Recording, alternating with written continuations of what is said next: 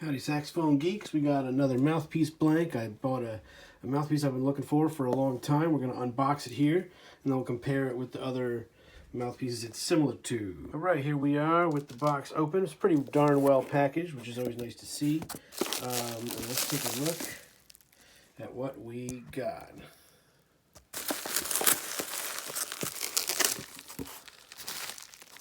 Okay, move that out of the way there.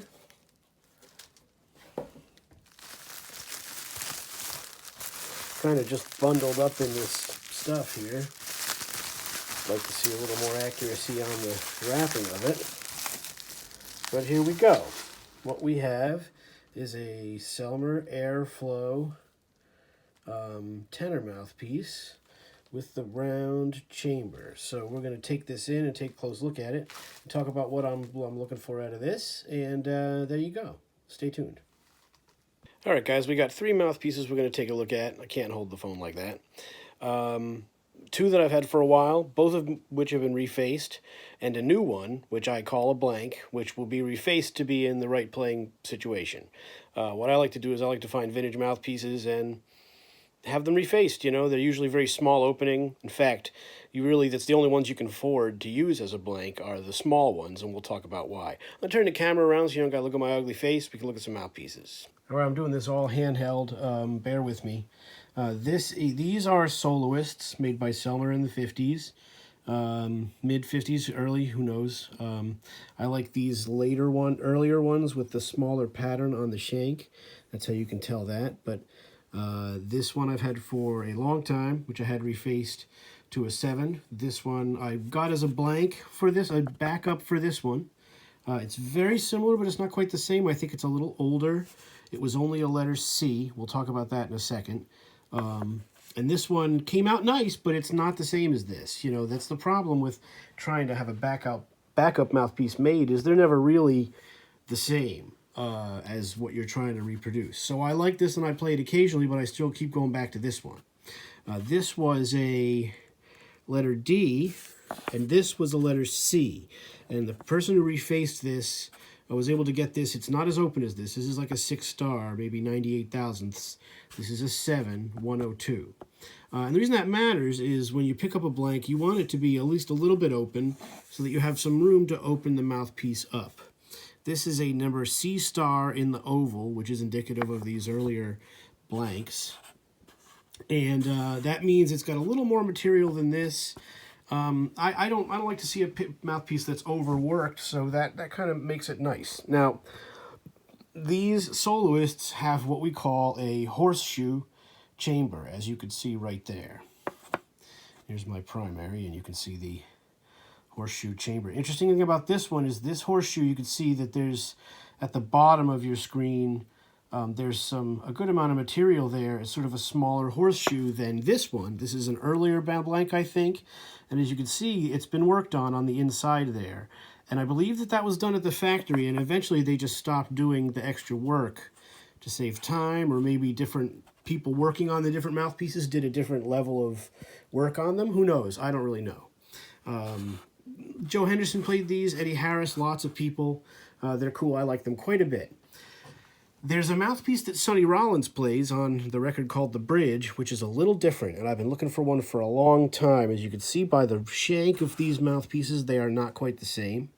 It looks to me like the body of this mouthpiece is bigger. You could feel it too. This mouthpiece is heavier than these other ones. And instead of a horseshoe, this has a round chamber like the soprano mouthpieces do. These are made right before these. There's another Airflow that has a really kind of like a flower pattern here, and they have a really large chamber, very tubby, and some people like them, but I can't imagine them playing very good.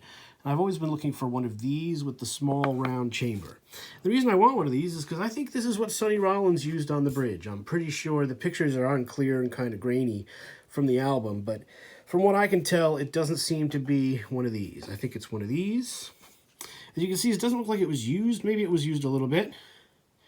But if we look at the table, the indentation of the C-star is clear. Nice thick at the end here, tip rail, and the end of the mouthpiece, the very flat part. which tells us there's probably not been refaced, which is really what we want, because you want to give the guy you're going to give it to as pristine a blank as you can give him, I guess, so that he has a lot of material to work with. So I'm going to send this out and have it opened up, hopefully about a 102 like this.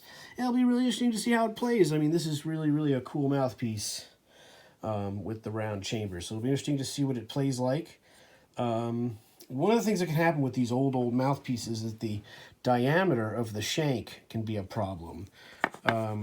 And from what I understand, these earlier ones are even larger than these, and these are a huge pain in the butt as they are.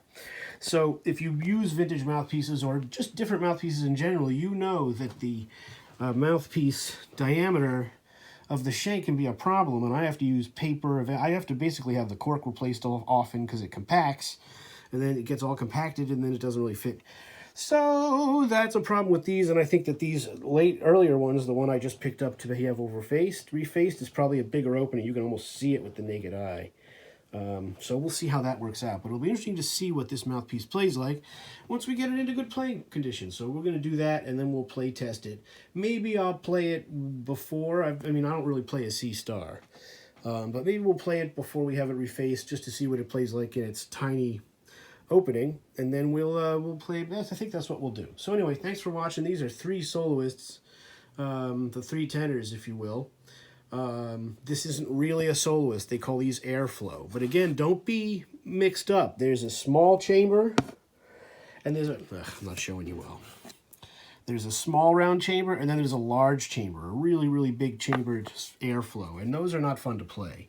You really want these ones with sort of a compact chamber. They give it that focus that you really want from these kind of mouthpieces. So anyway, I'm going to stop talking because, Jesus, does he talk a lot? Seriously. Thanks for watching, Saxophone Geek. Please like, share, subscribe, social media, hit them up. Hope you enjoyed the video. Like I said, more to come. I think we'll play this as it is, and then we'll get it refaced and we'll play it. So that'll be the plan.